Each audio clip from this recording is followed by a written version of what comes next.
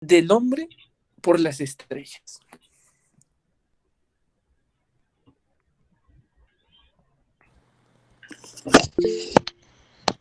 ¿Cómo ves, Toño? Uy, pues yo creo que desde que antes de que fuéramos Homo sapiens, ¿no?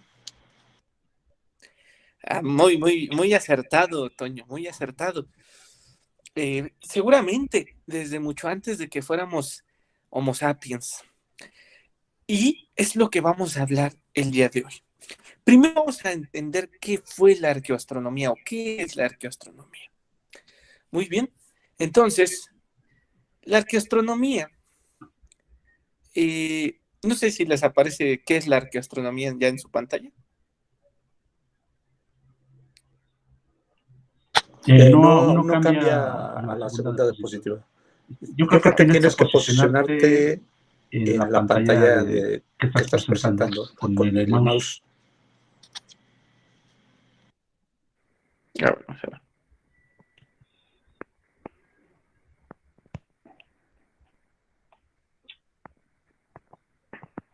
A mí ya me aparece acá.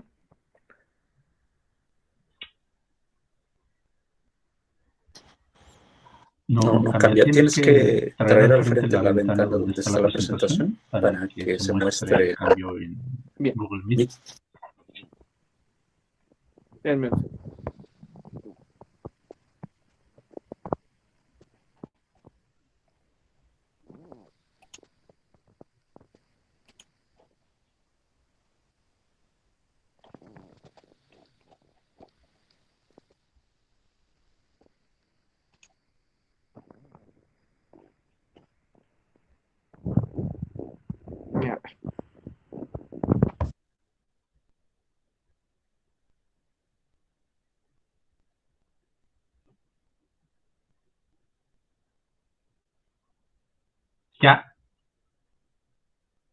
A ver. Ya cambió, ya vemos la siguiente diapositiva. Uy, ya no. Aquí vamos a volver a ponerla para que no haya problema. Okay.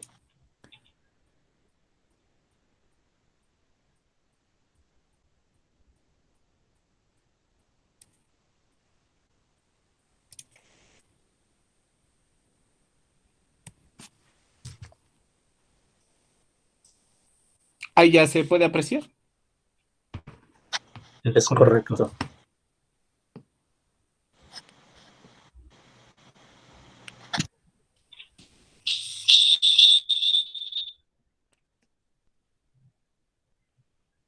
Ahí ya la podemos apreciar o todavía no. Ya se ve. ¿Qué es la arqueoastronomía?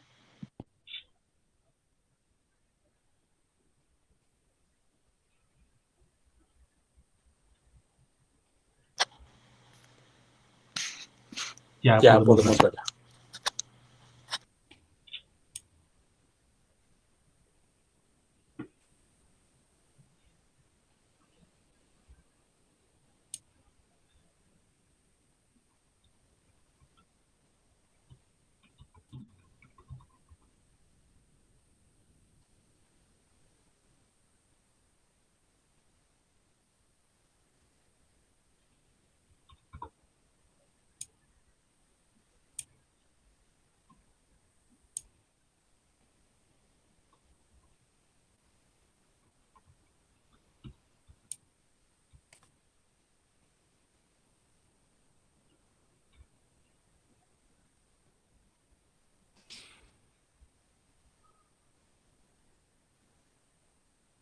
No sé si ya ahí se puede ver. Ahí está. Ya podemos verla, pero se oye eco. Ahí está. Muy bien. Ya después de aquí de sufrir un poco con la tecnología, ya estamos de nuevo. Muy bien. Disculpen. Se oye un poco de Entonces, ¿qué es eco. la arqueoastronomía? Muy bien. La arqueoastronomía es una rama de la astronomía, de la ciencia de los cielos y de la arqueología que se fusionan y su finalidad es estudiar las orientaciones de las diferentes construcciones o lugares sacralizados, ¿sí? De las antiguas civilizaciones para determinar el grado de conocimiento astronómico de esas antiguas civilizaciones. Vamos a tener presente esta palabra, civilización, ajá, de las antiguas civilizaciones, para determinar el grado de conocimiento astronómico que ellas tuvieron y que nos han precedido, su calendario, su cosmogonía, y hay que destacar una cosa. Ah, ok, se oye un poco de eco. Denme un segundo. ¿Ahí se escucha bien, Toño? Perfecto. ¿Ya no se escucha eco? No, ya no. Ya no. Creo que ya se escucha bien, ¿verdad? Muy bien. Entonces, estas... perfecto, gracias, Benja. Perfecto, muchas gracias. Entonces, estas civilizaciones han estudiado, bueno, tenemos que entender el grado de entendimiento que tenían referente al cielo y su cosmogonía. Sin embargo, es muy importante destacar lo siguiente: la cosmogonía es estudiada por otra rama que se llama etnohistoria, ¿sí? No sé si habían escuchado de la etnoastronomía. No. No.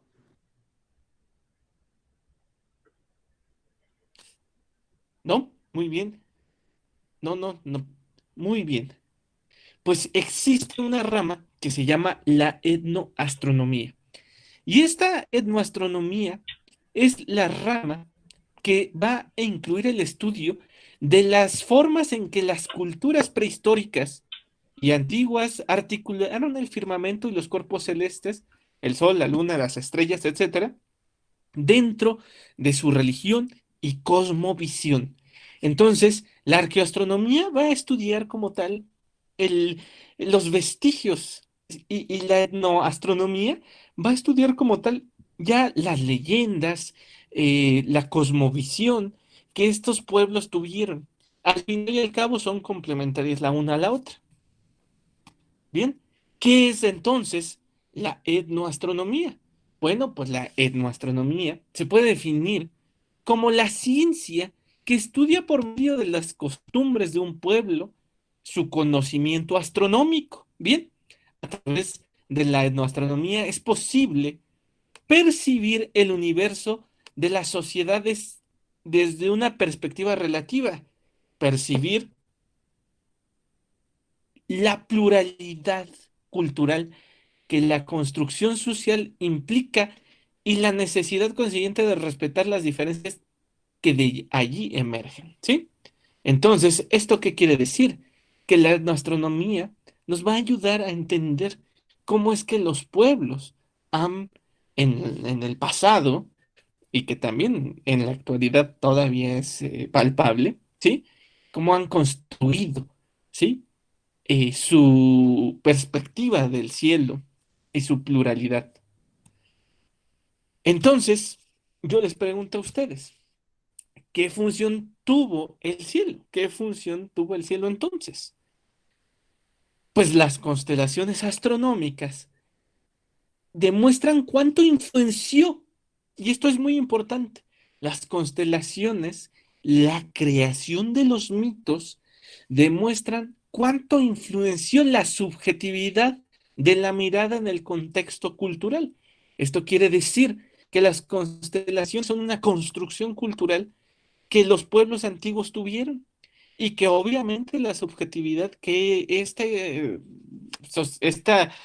imaginación que tuvo el hombre de las cavernas, el hombre prehistórico, pues evidentemente creó una serie de cuestiones que al final y al cabo van a influenciar en un contexto cultural muy importante. Y no solo eso, ahora lo veremos. Ajá. ¿Qué sucedió? Este conocimiento ha sido preponderante para la formación de estructuras sociales. O sea, el cielo, las estrellas, junto con la imaginación del ser humano, fue lo que permitió que se empezara a construir un sistema cultural, un sistema de costumbres, un sistema de estructuras sociales que no existían como tal. Como lo dijo Toño, nosotros miramos el cielo desde mucho antes de ser civilización, pero ahora vamos a llegar a una conjetura muy interesante. ¿Qué pasaba o qué pasa todavía cuando la gente mira por el cielo y allí crea símbolos para decidir sus problemas diarios? Se abre un universo cultural e imaginario. Por lo tanto, las constelaciones, para quienes las crearon y para la gente que de ella hizo uso, pueden ser entendidas no solamente como una agrupación de estrellas, sino como la representación simbólica de un sistema de valores, de creencias y de costumbres propios de cada sociedad. Entonces, el cielo nos ayudó a crear la cultura como tal. Fue la génesis primigenia de la civilización. Estas constelaciones nos ayudaron a construir como hombre primitivo un sistema que nos cimentó como sociedad primitiva y que nos dio origen a la civilización. Vamos a entender esto. La base de la civilización vino de las estrellas, pero no en un sentido de que no me quiero dar un mensaje equivocado. No es que viniera alguien de las estrellas, sino que el hombre encontró la inspiración de su origen en las estrellas. Aquí empezamos a ver una imagen. Y es que el día de hoy, como les dije, si me lo permiten, será una serie de varias eh, presentaciones de arqueoastronomía. Pero, como debe ser, vamos a empezar desde el principio, desde el origen, desde lo más antiguo que el hombre ha conocido, que este hombre moderno ha conocido de la arqueoastronomía. ¿Y por qué digo vamos a empezar por el principio? Porque vamos a hablar de las ruinas arqueoastronómicas más antiguas que hasta la fecha se han descubierto. Ya nuestros antecesores, ya nuestros antecesores mayas, teotihuacanos, pues ya eran modernos en comparación a este lugar que vamos a platicar, cuya imagen aparece ahí. No sé si alguien tenga media idea o idea completa de qué lugar es el que aparece ahí.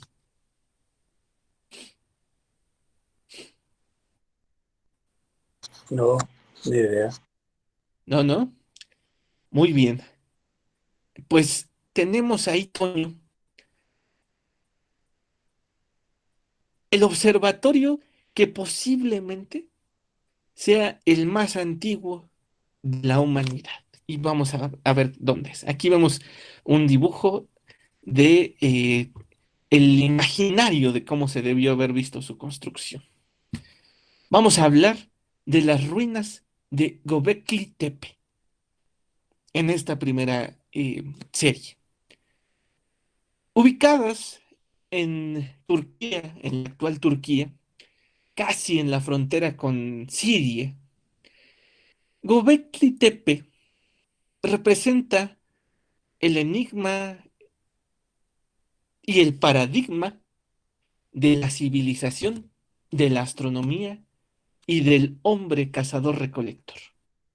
Y ahorita les voy a explicar por qué. Podemos ver el contexto geográfico. Vemos ahí el mapa de Europa, África, Asia. Podemos ver lo que corresponde a el antiguo territorio de la Mesopotamia que se va a desarrollar por ahí por Irak, un poco abajo de lo que será Gobekli Tepe. de las antiguas ciudades de Ur, ajá, míticas, bíblicas, etcétera, cuna de la civilización. Sin embargo, vamos a encontrar un pequeño detalle. Pues las ruinas de Gobekli Tepe, o Colina Barrigona en su traducción literal, Gobekli Tepe quiere decir la colina barrigona, es una construcción, y la primera fase de construcción data de hace 12.000 a 11.000 años. Y esto ya nos da un paradigma complejo. ¿Por qué nos da un paradigma complejo? Porque hace 12.000 años, pues todavía estábamos al final incluso de la última glaciación. Y todas las hipótesis arqueológicas, históricas, nos dicen, como acertadamente dijo Toño, pues que éramos un Homo sapiens que andaba ahí vagando por las estepas y que cazaba animales y que no conocía la agricultura o apenas empezaba tal vez a conocerlo, porque estamos hablando de 5.000 años antes de que surgiera la primera civilización en Mesopotamia. 5.000 años antes de que surgiera los primeros vestigios de la ciudad de Ur. Estamos hablando de un tiempo donde se supone el hombre no sabía más que pintar cuevas y que era un gran pintor de cuevas. Entonces, ¿qué pasa? Pues que los constructores de Gobekli Tepe erigieron varios círculos de piedra concéntricos, no al azar, colocando en las paredes enormes pilares en forma de T, que alcanzaron casi 6 metros de altura, muchos de los cuales estaban decorados con relieves de animales y otros motivos. Estos círculos parecen haberse construido alrededor de pares de pilares colocados aproximadamente en su centro. Aquí vemos una toma aérea que nos muestra el sitio entero de Gobekli Tepe en sus primeras excavaciones y que su descubrimiento, ya lo verán, tiene muy poco tiempo. No tiene más de 30 años que fue descubierto. Entonces, podemos apreciar en la imagen, en la parte derecha, estos círculos concéntricos de una zona arqueológica de hace 12.000 años en su primer fase, entre 12.000 y 11.000 años. Y que ahora vamos a encontrar el gran enigma del que estamos hablando, que no es enigma, sino más bien la revolución que está produciendo, obviamente, el encontrar unas ruinas arqueológicas con este avanzado sistema de estructuras y que su datación se encuentra a más de 10.000 años de antigüedad. Aquí vemos otra imagen de la construcción ya bastante diferente, despejada ya de estos círculos concéntricos. Vemos una imagen horizontal, ya no aérea, de lo mismo. Podemos ver en primer plano estos círculos. Acá podemos ver esas grandes Ts de casi 6 metros que fueron erigidas cuando el hombre, se supone, no sabía más que cazar. ¿Qué pasaba en ese momento en la Tierra? Y que eso es lo que a mí me parece tan fascinante y que yo, cierto de que ustedes son muy aficionados no solo de la astronomía, sino de las ciencias, pues sé que van a entenderme perfectamente. En el sentido de que cuando Gobekli Tepe comienza a ser construido, pues todavía el hemisferio norte de la Tierra estaba cubierto por enormes glaciares de la edad de hielo.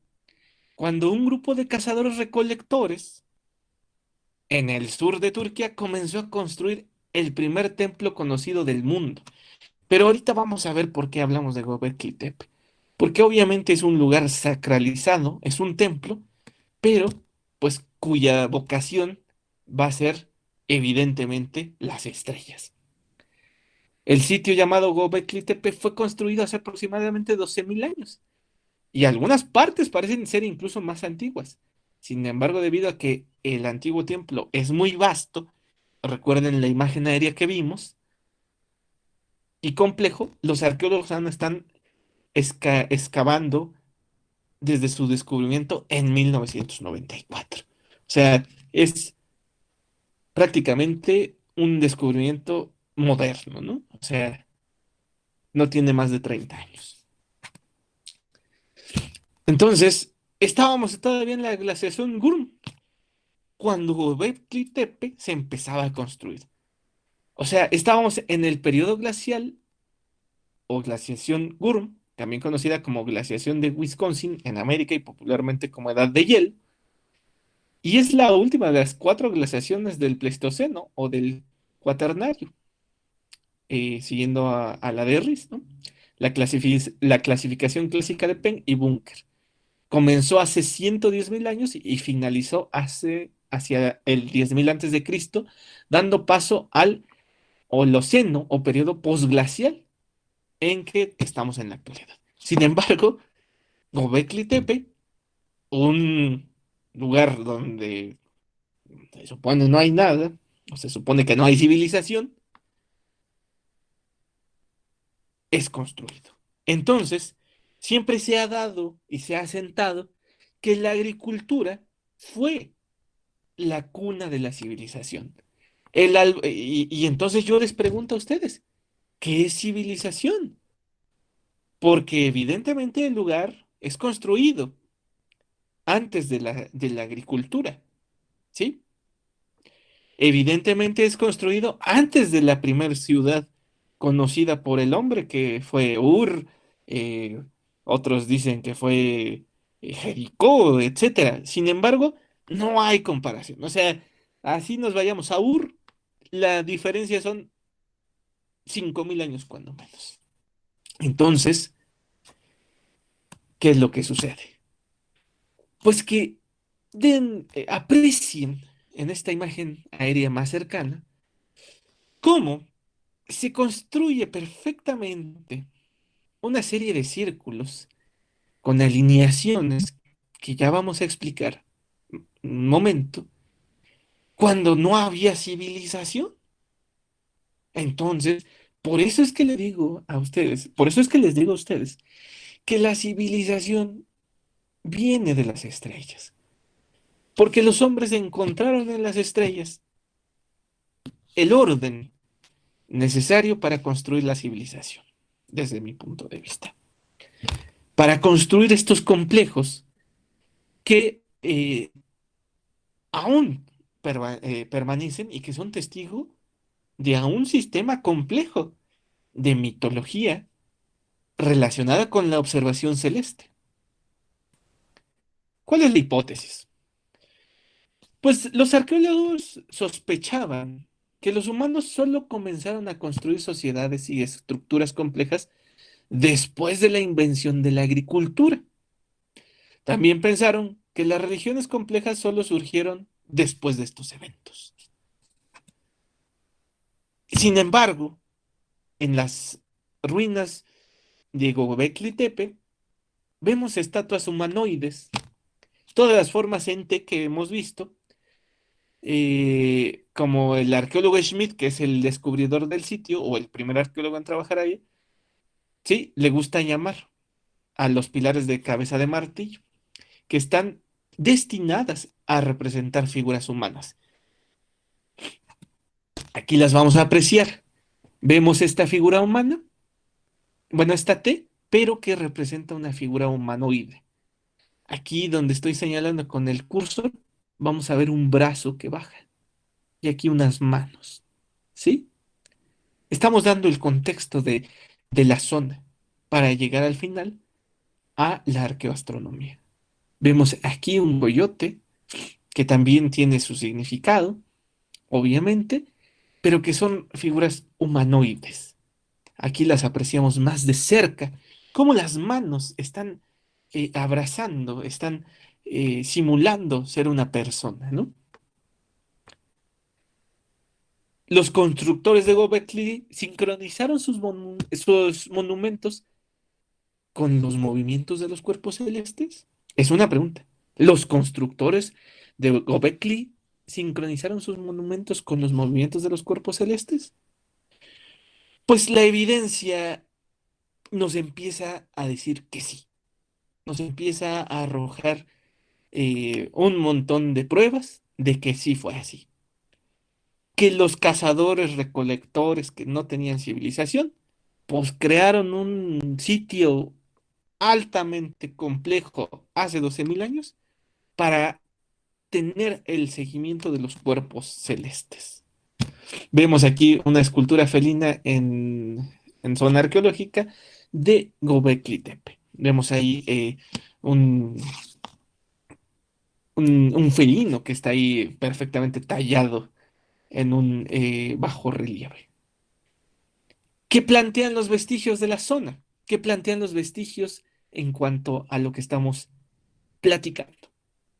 Pues Göbekli Tepe derriba las teorías de que la civilización vino con la agricultura, sino que plantea que el sitio se encuentra en el corazón creciente de una fértil, del creciente fértil de una región del Medio Oriente históricamente considerada, perdón, el lugar del nacimiento de la agricultura, la escritura y más. Sin embargo, este lugar era una sociedad preagrícola, ¿sí? Antes de la agricultura y fue construida mucho antes de que sembraran, etcétera, etcétera.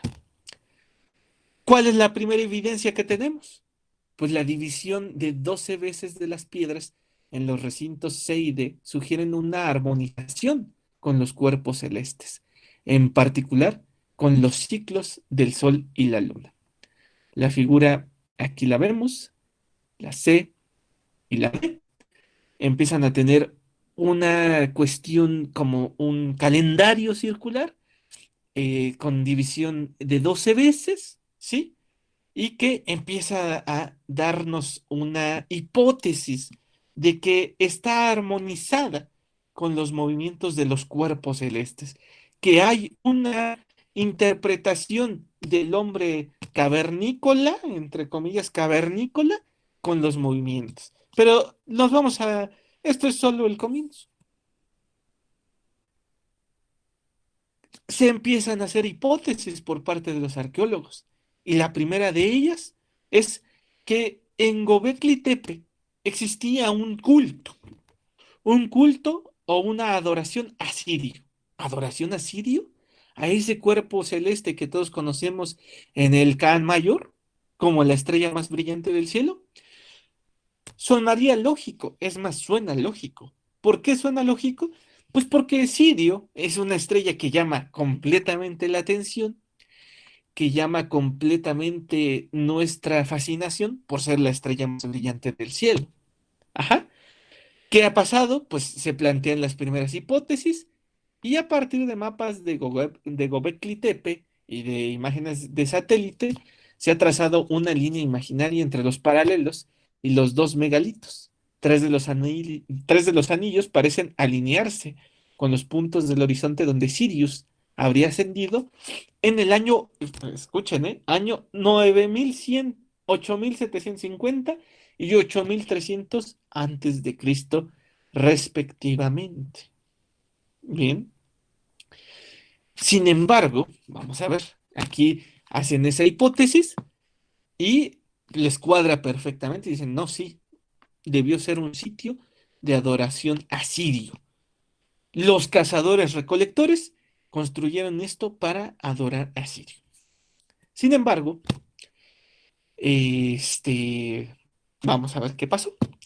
El prominente arqueoastrónomo Julius McLean propuso que los pilares centrales gemelos de los recintos Seide apuntaron a la brillante estrella Sirio, que alrededor del 9500 años antes de Cristo comenzó a ascender nuevamente a la latitud de Göbekli Tepe. ¿Qué sucede? Pues que como estamos hablando de un sitio de muchísima antigüedad, el cielo sí estaba un poquito diferente, ¿eh? No era como, estaba en otras posiciones.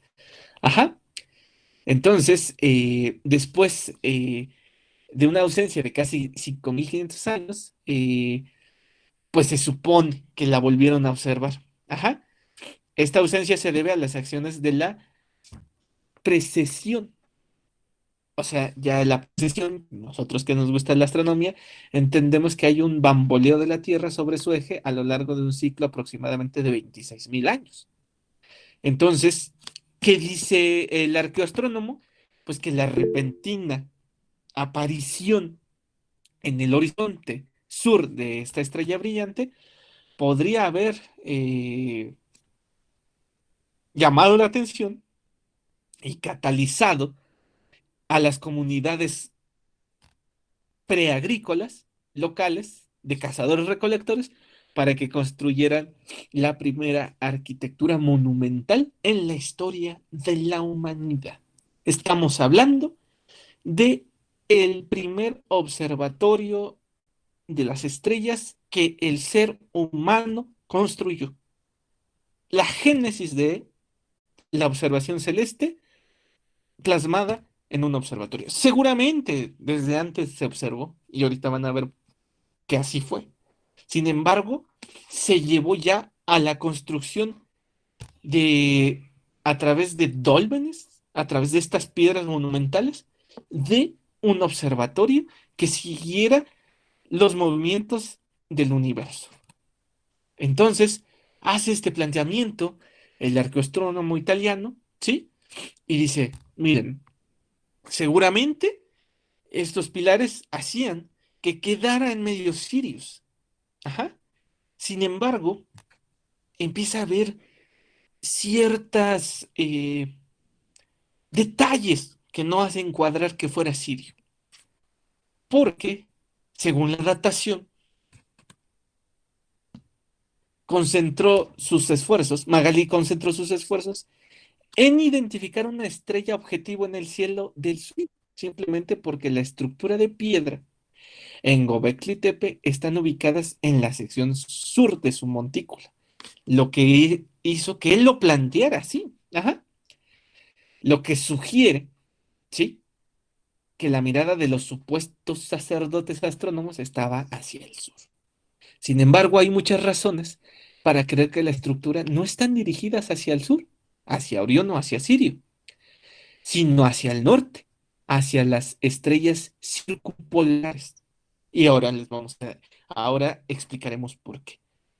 Además de que se hicieron simulaciones y dijeron, mira, Sirio en el momento de su construcción sí estaba ahí, pero no cuadra tan bien como va a cuadrar otra estrella que vamos a ver. ¿Sí? Entonces, es más lógico pensar que estuviera orientada hacia las estrellas que nunca se ponen. Ajá. ¿Por qué? Porque evidentemente que esto fue apreciado y que las estrellas circumpolares cercanas que giran para siempre alrededor del polo celeste. Inclusive una persona de pie entre los pilares centrales gemelos en los recintos C y D que ya vimos, en el momento propuesto para su construcción, cercano al 8.980, 9.400, podrían haber observado a través de esto. Ajá. A la izquierda vemos el plano de recinto D, que muestra la posición de la piedra perforada que se encontró ahí y el azimut medio de los pilares centrales gemelos. Entonces, a la derecha de la piedra perforada del recinto D, podemos ver un orificio. Y este orificio iba a ser para la observación, ¿bien? De las estrellas circumpolares. Pero nos vamos a llevar una sorpresa que ahora quiero mostrarles. Eh, Vemos aquí, del lado donde estoy señalando con el mouse, los dos pilares y en la parte derecha Aquí vemos la piedra que antes estábamos observando en la diapositiva anterior. Entonces está alineada. Aquí vemos esta piedra que está a la mitad. Entonces se viene la hipótesis que es la más aceptada. El famoso arquitecto Rodney Hale calculó los azimuts medios de los monolitos gemelos en el recinto C y D utilizando estudios del sitio y determinó que solo una estrella brillante se alineaba con los ojos de buey cada noche. Y esto era con Deneb, con Alfa Cygni, ¿no? O sea, con la estrella más brillante del cisne en la constelación, también conocida como la Cruz del Norte. Y ahí entonces se puede hacer y construir ya claramente la hipótesis de que Göbekli Tepe, el primer observatorio alineado con Deneb, con la Cruz del Norte. Y van a decir, bueno, ¿y por qué? ¿Y por qué no lo alinearon con Polaris? ¿Por qué no lo alinearon con la estrella polar? Pues ahora vamos a ver por qué. Pues resulta ser, aquí vemos nuevamente la Cruz del Norte, vemos a Deneb, que Deneb en ese momento, Deneb nos presenta un escenario bastante interesante. ¿Sí? En el primer observatorio de la humanidad, ya construido como tal, el escenario de la brillante estrella de Cygnus de Nef alineado con la piedra perforada en el recinto. Eh, no está a escala esta imagen, pero sí podemos ver que tenemos una alineación para observar a Deneb. ¿Sí? ¿Y por qué se alineó con Deneb? Bueno, entonces, ¿por qué podrían estar interesados los constructores de Gobekli Tepe en esta estrella en particular? ¿Por qué se habrían tomado la molestia de construir este semejante lugar? Pues la respuesta radica en el hecho de que marca el punto en la Vía Láctea donde se divide para formar dos corrientes. Actualmente, con la terrible contaminación lumínica que tenemos, pues no podemos ver la Vía Láctea si no nos alejamos a la oscuridad total. Pero en aquel entonces, en ese cielo, se podía,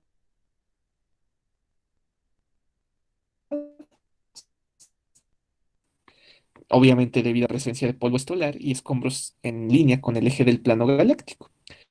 ¿Qué pasó?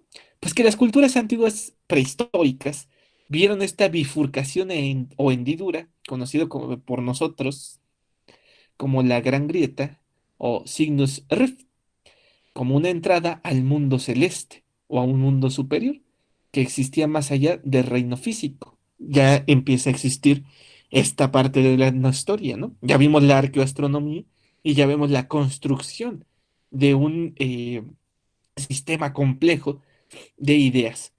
Pero van a decir, bueno, ¿y cómo lo sabemos? Pues porque va a haber varias evidencias de la prehistoria de los hombres que observaban a Cygnus y a Deneb como este punto de inflexión para ellos. Ajá, ¿sí? ¿Por qué? Pues porque era una idea eh, muy aceptada, ¿no? Y que puede remontarse a tiempos incluso anteriores del propio Gobekli Tepe. ¿Y cuáles son las evidencias que tenemos? Ahorita lo vamos a ver. Deneb en ese momento era la estrella polar. En otras palabras, marcaba la posición del polo celeste, el punto de inflexión de los cielos. Era el punto de referencia del cielo. En el 12.000, 11.000, Deneb fungía en esta posición y además cuya figura construye un imaginario bastante interesante. Recordemos que las estrellas polares cambian a lo largo de los milenios debido a los efectos de la precisión que ya habíamos hablado. Hoy Polaris, en la Osa Menor, es la estrella polar. Sin embargo, entre el 16.500 antes de Cristo Y el 14.000 antes de Cristo fue de Nef. 14.000 y 13.000 antes de Cristo fue la estrella Delta Cygni. Entre el 13.000 y 11.000 fue Vega de la Lira. Y a partir de entonces no hubo una estrella polar durante varios miles de años. Lo que significa que cuando se construyó Göbekli Tepe, más o menos ya con la alineación astronómica, ninguna estrella marcaba realmente el polo celeste. ¿Esto qué quiere decir? Que en ese momento de su inicio de construcción estaban alineados, ¿sí? Por eso es que las hipótesis de Sirius no serían tan aceptadas o serían tan válidas, porque incluso se ha hecho la simulación de Sirio que se encontraría muy abajo en el horizonte, prácticamente a 5 grados. ¿Qué fue entonces de Nef en la prehistoria? Porque esto es prehistoria. O sea, Göbekli Tepe es construido antes de la escritura, antes de la historia, pero sin embargo ya era un centro de observación astronómica. La constelación de Cygnus marcaba la posición del polo celeste, con el polo en sí representado, el llamado Axis Mundi. Y vamos a hablar brevemente de lo que es el Axis Mundi y por qué entonces es que la hipótesis es que Göbekli Tepe, ya con las evidencias, con la alineación, etcétera, ajá, representa el Axis Mundi, o sea, representa lo que ataba el cielo y la tierra. Este es un lugar ubicado generalmente en un lugar sagrado donde se pensaba que el eje cósmico, el punto de inflexión de los cielos, estaba anclado al suelo. El cielo y la tierra unidos. El Axis Mundi es metafóricamente el eje que une el centro del mundo terrenal con su arquetipo celeste, figurado en el eje polar y en el eje solsticial. Este eje cósmico se relaciona con el árbol que hunde sus raíces en el subsuelo y cuyas ramas se elevan hacia lo alto. Ya el Axis Mundi en la arqueoastronomía mesoamericana, e incluso egipcia y todo, está perfectamente identificado. Pero como estamos en un lugar que es el origen, pues apenas se empieza a distinguir. ¿Qué pasa? Pues que realmente Cygnus, que para nosotros es el cisne, para las habitantes o peregrinos, más bien, que visitaron Göbekli Tepe, era el buitre. Ajá. Y en el Neolítico, e incluso durante el Paleolítico, tal vez se vio que el alma humana estaba dentro, entraba en la otra vida como buitre o acompañado por un buitre. Ahora les voy a enseñar por qué. Porque hay evidencia arqueológica en Göbekli Tepe, en los grabados, que representan al buitre, ajá, como tal. En los pilares que están ahí se va a ver una figura de un buitre, ¿sí? Aquí está, miren, en este acto se muestra en el pilar 43, también conocido como la piedra del buitre, situado inmediatamente a la izquierda de la piedra perforada de la estructura, un buitre. Muestra lo que se imagina hipotéticamente es el alma de una persona fallecida como una bola en el ala del buitre, de aspecto extraño, con alas extendidas que se asemejan a la forma completamente de la constelación de signos como tal. Vemos aquí al buitre que está en el está en el pilar que está a la izquierda del propio eh, de la piedra perforada, ¿sí? Y que entonces vemos la abstracción de lo que posiblemente sea la representación de la constelación de signos y que está entonces dando ya, vamos a decir, un sentido más claro a lo que apreciamos en la construcción de la observación. Bien. ¿Cuáles son las interpretaciones? Pues que el alma regresó en la muerte y nuevas almas emergieron ante el nacimiento. Probablemente existía más allá de la apertura la gran grieta de la Vía Láctea, marcada por la estrella de Nef en signos, que marcaba cómo se dividía. Y esto, como hemos visto, estaba sincronizado en el momento de su colocación con las aberturas de las piedras perforadas erigidas en los recintos de Göbekli Tepe. Sin embargo, aún hay mucho más que estudiar.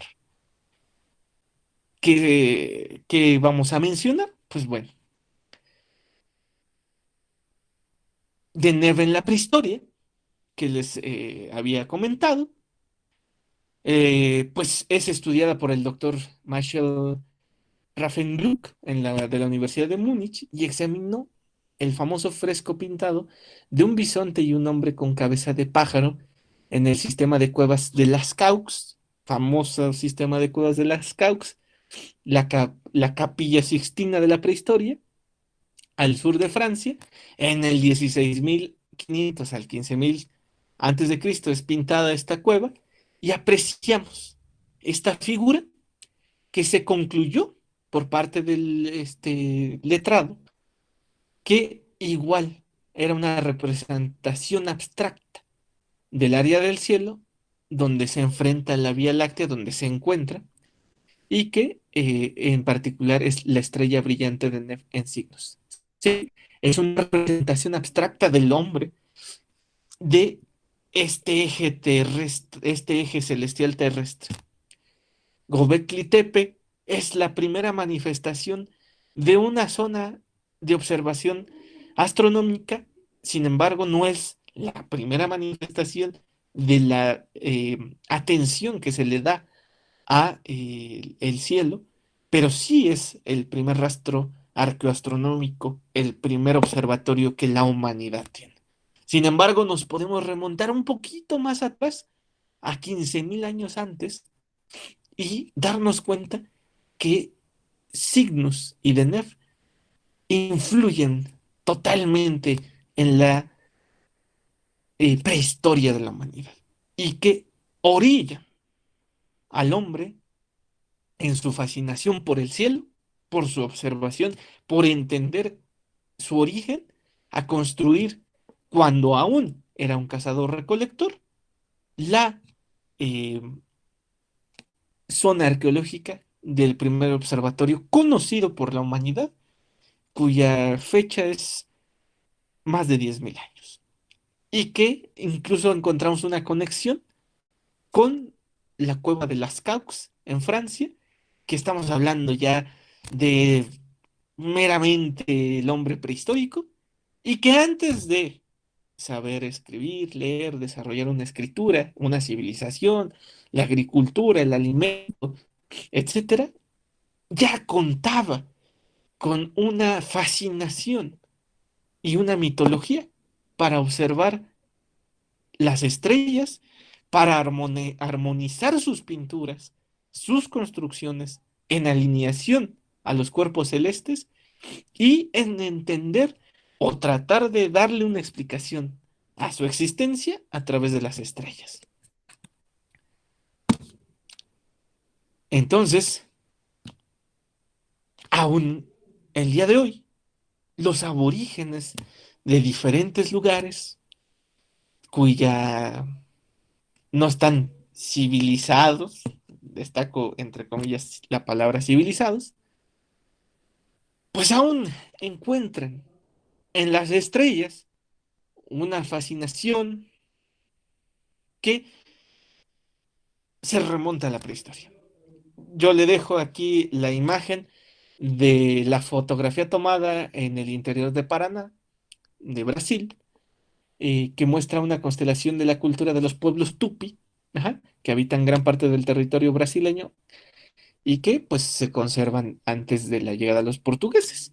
Y esta fotografía es de este año. Esta fotografía fue elegida por la NASA a principios de año como una de las mejores fotografías astronómicas y que es una de las leyendas que aún hoy, fíjense, se creen presentes, ¿no?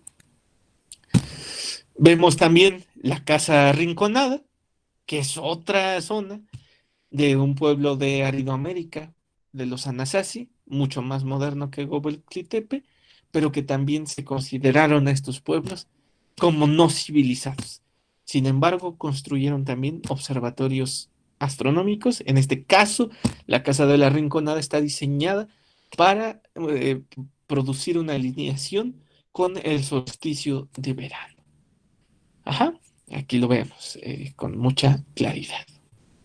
Muy bien, pues por mi parte, esta sería toda mi presentación de este eh, primer sitio, de, de esta plática de arqueoastronomía en esta primera fase y cuyo interés de un servidor era compartirles pues el origen de la arqueoastronomía y el origen, cuando menos comprobable, de la observación de los cuerpos celestes que viene realizándose desde hace más de 10.000 años, desde hace más incluso de la propia civilización, y que cuyas evidencias nos dan muestra de que la astronomía y el entendimiento de los cuerpos celestes forjaron lo necesario, incluso antes de la propia escritura y de la agricultura, los primeros vestigios y sobre todo rasgos muy importantes de la comprensión del cielo y que dieron muestra del entendimiento de la geometría, de la abstracción, etcétera, de un ser humano que se supone no tendría que haber tenido esas ideas, de un ser humano que se pinta como un ser humano primitivo, salvaje, etcétera, ¿no? Y que nos da muestra clara que no era primitivo, que no era salvaje y que el ser humano, desde sus albores, más allá de cualquier duda, siempre ha tenido una fascinación por las estrellas. Muchas gracias.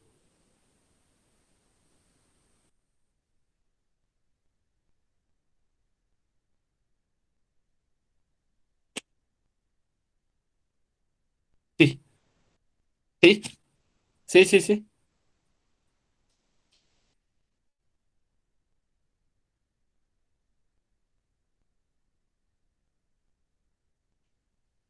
Claro, con mucho gusto, Toño, te comento. Los vestigios de arqueoastronomía que podemos visitar en el estado de Hidalgo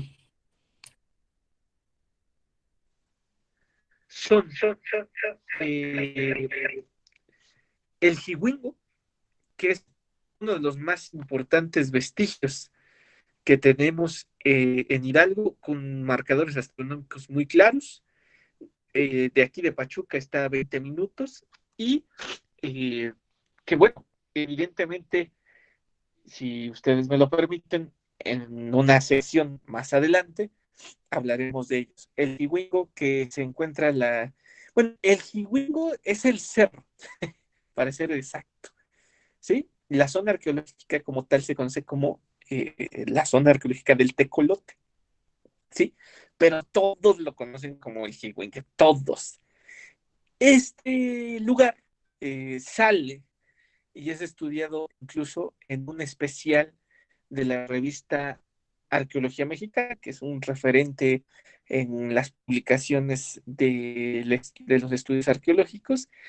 Sale edición especial, en la edición especial de Arqueoastronomía de la revista, y que pues obviamente nos da las pautas y las marcas y todo de los marcadores astronómicos que van a ser construidos por los teotihuacanos en este lugar y que es una pirámide que hace total referencia a esta observación celeste y que son evidentes los petrograbados que hacen referencia a los cuerpos celestes y que están dispersos por el sitio.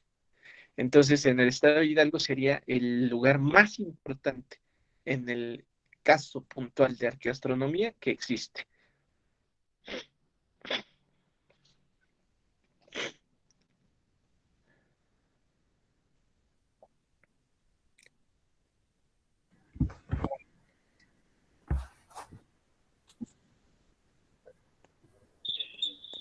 Cuando tú nos digas.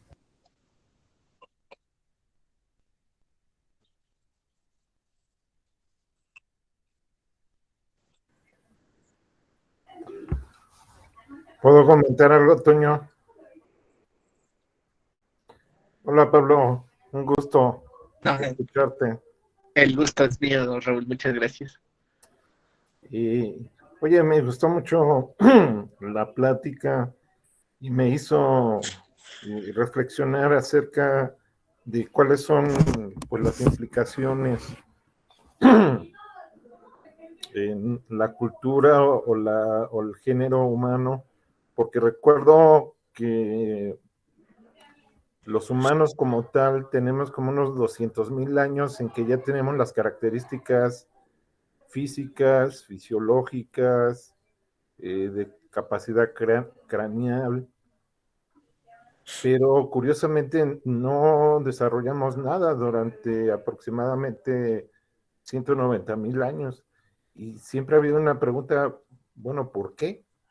O sea, si ya teníamos todo el hardware, ¿por qué no salió el software? Y ahora con lo que estabas comentando, bueno, también me hizo pensar que pues veníamos saliendo de una época glacial muy fuerte, muy pesada, donde quizá no había los espacios para desarrollar ese software, ¿no? Pero cuando se empiezan a liberar lugares, esto es cuando los glaciares, es una idea, ¿eh? Los glaciares se empiezan a retraer, se empiezan a ver lugares que pueden ser ocupados. Eso ecológicamente se ha visto, por ejemplo, con los árboles, que puede hacer uno el seguimiento. Bueno, el glaciar se retiró hace 100 años y hace 80 años ya había árboles. Y se retiró un poco más para allá y pasaron los árboles. Entonces me ocurre que también se abrieron espacios, hablando ecológicamente, que pudieron ser ocupados por los humanos. Y eso es lo que estamos viendo, pues en estos sitios que nos estás comentando. No sé qué piensas tú de esto. Totalmente de acuerdo, Raúl.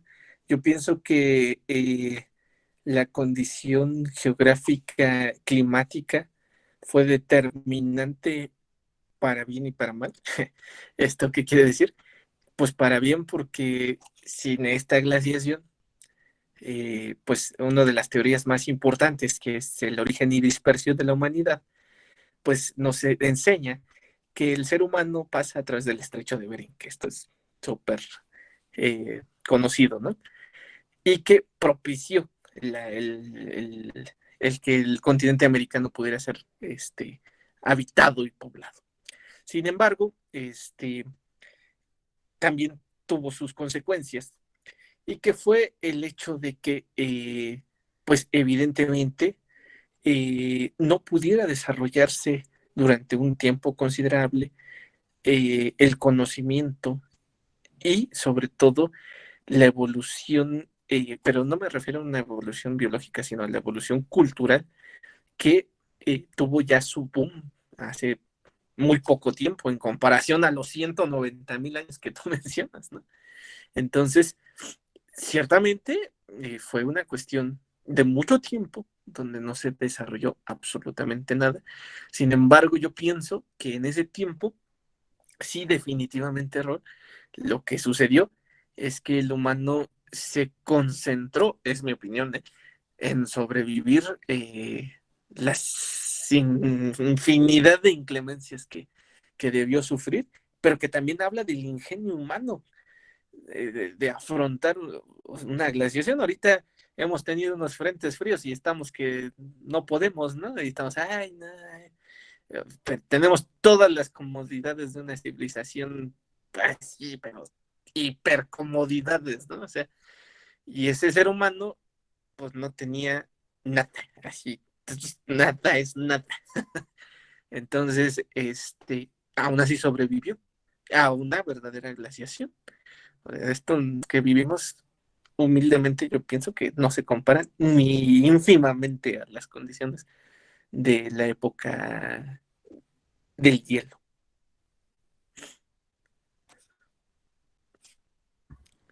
Gracias. No, gracias a ti. Sí, Liz.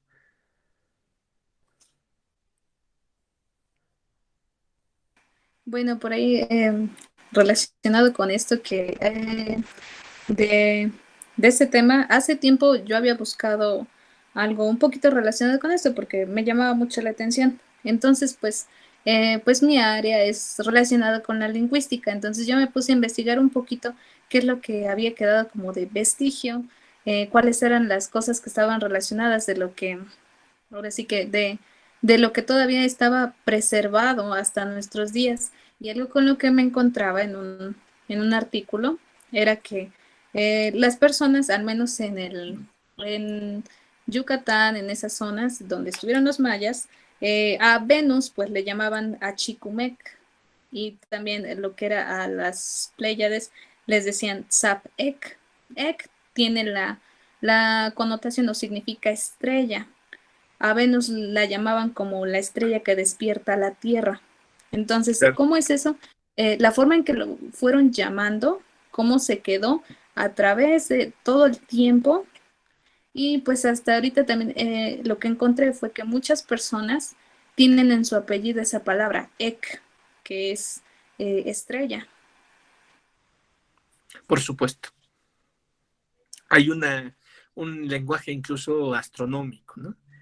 Que es remanente, que al final y al cabo hay algo muy importante que destacaría, Liz, en lo que tú mencionas, y que es el hecho de que, bueno, existió, o existe más bien, perdón, la astrología, ¿no?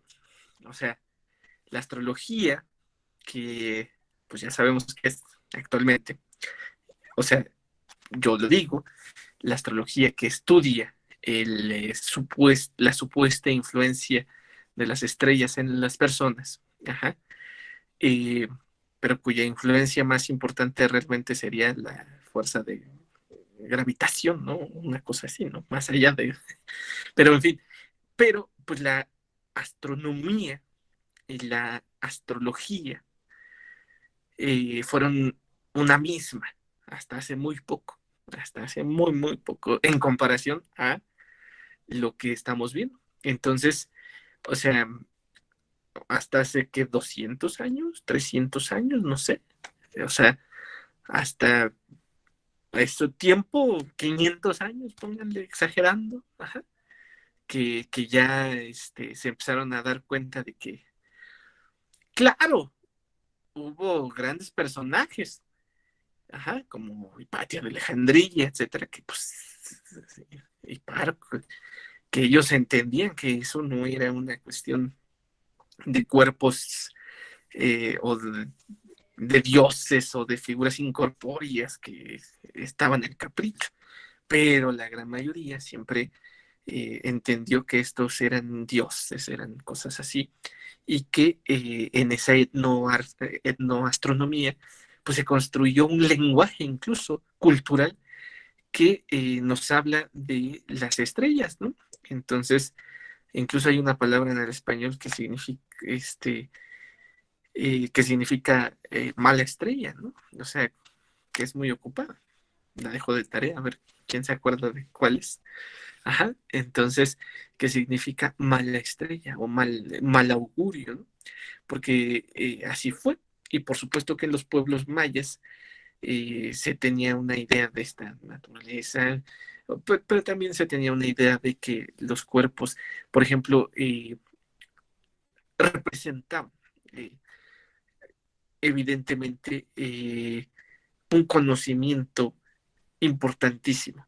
Tenemos la zona arqueológica que lleva el nombre de Ek, ajá, Ekbalam, ajá, que se traduce a estrella jaguar, ajá, y Ekbalam es una de las zonas arqueológicas donde se enviaba a vamos a decirlo así, a la élite a estudiar, ¿bien? Y el nombre de esta ciudad élite empezaba con estrella, ¿no? Estrella jaguar, o sea, lo plus de lo plus, ¿no? Las estrellas y los jaguares en una ciudad que representaba esa unión celestial, ajá, que hablé hace un momento de él, ajá, que era esta forma de unir el cielo y la tierra. Entonces, Me llamó la atención, sí, es interesante esto que mencionas de cómo queda la palabra ek. Entonces, muy bien, pues ese sería también mi comentario, Luis, con lo que complementando. Sí, gracias. No, gracias a ti.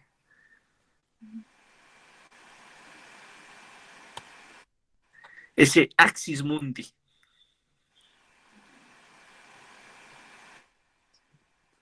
Muy bien.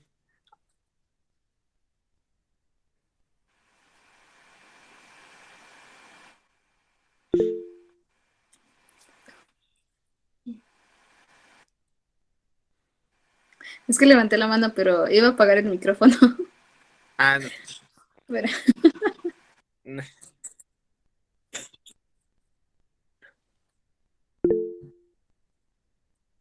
Ah, mira, Benjamín está levantado. Sí, sí, sí. Hola, buenas noches. ¿Sí se escucha mi audio? Fuerte y claro. Ok, buenas noches, maestro Pablo. Tengo una duda respecto a lo que... Eran unas diapositivas en las que habla respecto a la alineación de Nenet. Sí. En una de esas mencionó que para la... Ahora sí que la alineación respecto a los azimuts, se tomó en cuenta lo que es un ojo de buey. Sí. Bueno, mi duda es, bueno, lo que me causó curiosidad es respecto que para ojalá sí que para esa época sí existían ojos de buey o ellos como que crearon una. Ok. ¿Tú cómo entiendes el ojo de buey?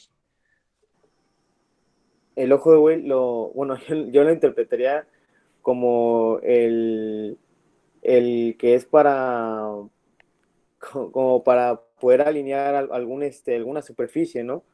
Ok. Como Sí, sí, bueno, sí. como una orificio circular. Perfecto. Es correcto tu apreciación. Muy bien. Lo que ellos hicieron y que apreciamos en la imagen, si quieren, ahorita se las pongo, es una piedra perforada. Ahorita se las pongo. Ajá, ahí va. Déjame ver si todavía estoy aquí conectado. Hicieron una piedra perforada que la alinearon y que esa piedra, bueno, obviamente que la determinamos como ojo de buey, ajá, para un lenguaje astronómico, o bueno, para entenderlo nosotros. Entonces, ese ojo de buey, ajá, a ver, ya está presentando. Aquí está. Aquí Ajá, está. porque esa sería como la Ese ojo de buey, a ver, o vamos a ver si ya. piedrolita. Esta Ajá, sería el ojo de ok. buey en esa zona arqueológica. Entonces, si te das cuenta, ya en esta imagen, el ojo Sí, de buey queda aquí. Aquí. No sé si se alcanza a ver con que estoy señalando con el mouse. Aquí sí, ya queda. la vi. Entonces, el ojo de buey queda aquí. Entonces, eh, queda ese ojo de buey, es digámoslo así, de una forma. Entonces, es como alinearon de Nef. Ajá. Entonces, existía de esta manera. Ajá. Este es el ojo de buey o los ojos de buey que existen en Göbekli Tepe, ajá, en la zona arqueológica de Ok. Göbekli Tepe. ¿Sí? Sí, Muy bien. No sé si respondí tu pregunta.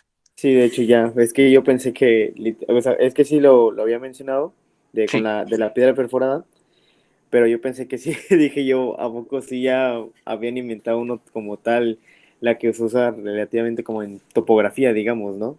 claro. Bueno, es un ojo de buey prehistórico. Ah,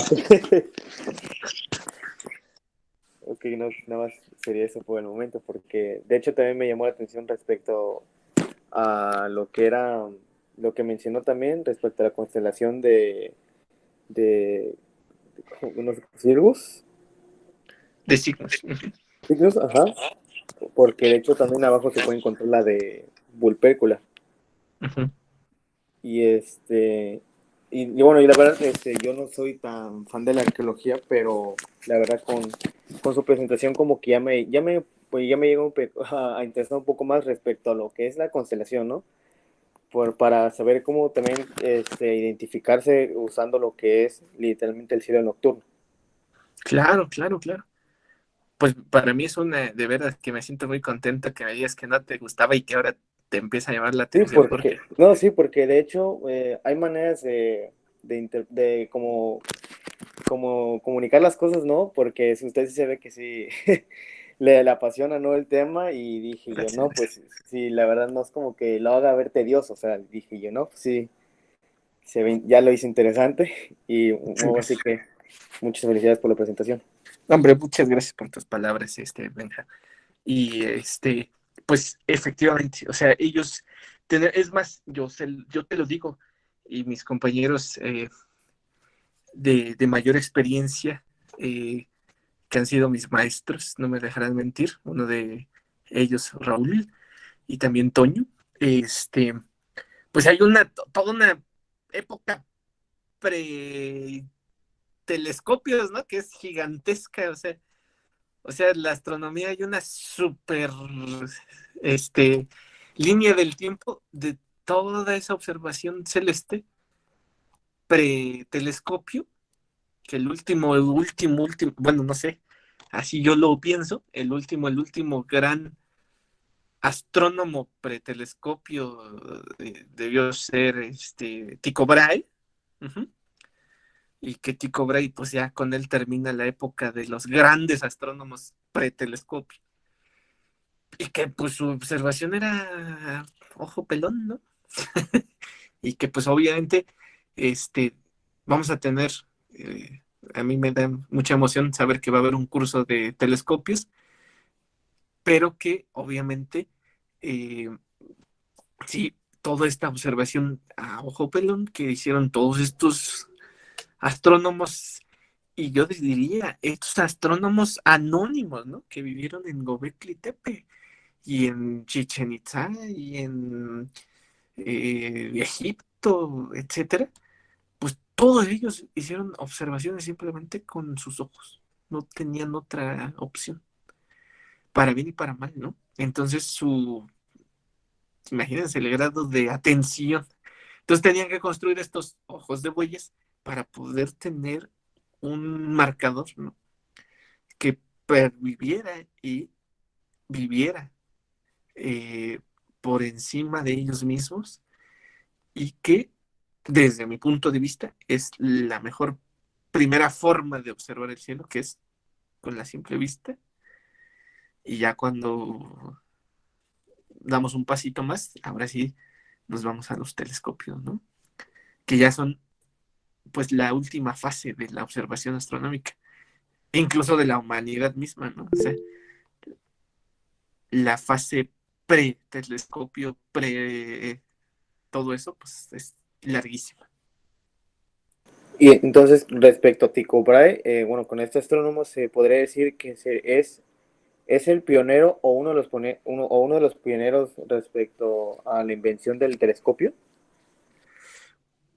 Pues no, Tycho Brahe, que yo sepa, no hace todas sus observaciones a simple vista.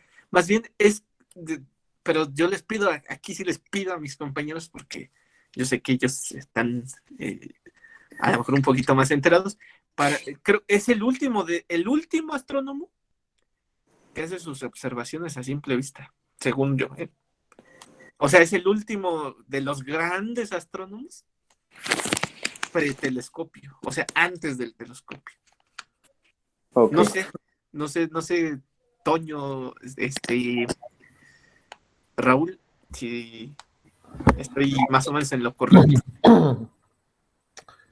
Pues en realidad no, que desarrolle el telescopio, no, porque es una creación más reciente. Sí, un poco más reciente. De hecho, es Galileo Galilei el que termina desarrollándolo, y esto con una idea, alguien le platica, oye, alguien en alguna parte en Holanda hizo esto. Y él nada más de oídas, y con los conocimientos que tenía, construye sus propios telescopios, que eran unas cositas así, delgaditas, eran papelitos con una lentecita chiquitita, ¿no? Sí, sí, Entonces, sí. Chico no desarrolla los telescopios. Él ve a simple vista, ¿no? Sí. Que es una de las características de los astrónomos de la antigüedad, que tenían una paciencia increíble para observar las cosas, ¿no? Que les ganaban a los griegos, que lo que tenían era mucha imaginación. Es mi contribución. Gracias.